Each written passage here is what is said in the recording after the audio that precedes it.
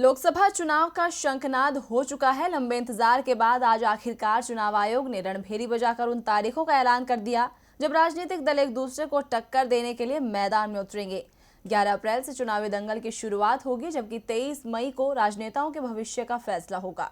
5 साल बाद अब एक बार फिर जनता लोकतंत्र के महापर्व में हिस्सा लेगी। 90 करोड़ मतदाता दिग्गजों की किस्मत का फैसला करेंगे।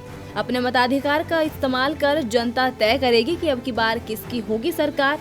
इस महामुकाबले के लिए चुनाव आयोग ने रणभेरी बजा दी है। मुख्य चुनाव आयुक्त सुनील अरोड़ा ने ऐलान किया कि इस बार 543 सीटों के लिए 7 चरणों में चुनाव कराए जाएंगे।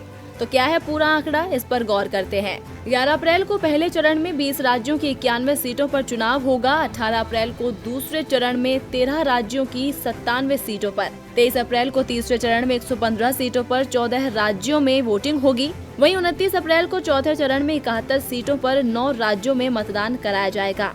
6 मई को पांचवें चरण में 7 राज्यों की 51 सीटों पर, 12 मई को छठे चरण में 7 राज्यों की 59 सीटों और 19 मई को आखिरी चरण में 8 राज्यों की 59 सीटों पर मतदान होगा। 3 राज्यों की 162 सीटों पर 7 चरणों में मतदान कराया जाएगा, जिसमें बिहार, उत्तर प्रदेश, पश्चिम बंगाल है।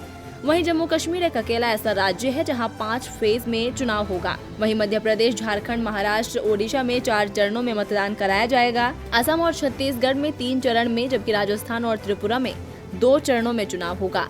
बाकी बचे राज्यों में एक ही फेज में वोटिंग होगी। लोकसभा के साथ ही 4 राज्यों के विधानसभा चुनाव कराए जाएंगे। आंध्र प्रदेश, ओडिशा, सिक्किम और अरुणाचल प्रदेश में राज्य सरकार के भविष्य का भी फैसला होगा। इस बार चुनाव ईवीएम से कराए जाएंगे, जिसमें सभी उम्मीदवारों की तस्वीर होगी। चुनाव आयोग ने इस बार चुनाव को लेकर अपनी कमर कस ली है। वहीं राजनीतिक पार्टियां भी चुनाव की तारीख के ऐलान के साथ अपनी अपनी जीत का दावा ठोक रही है।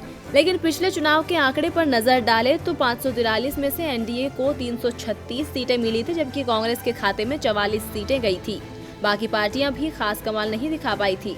अब इस बार किसकी बनेगी सरकार, ये 23 मई को तय होगा कि क्या मोदी सरकार साख बचा पाएगी या कांग्रेस महागठबंधन से कुछ कमाल दिखाएगी।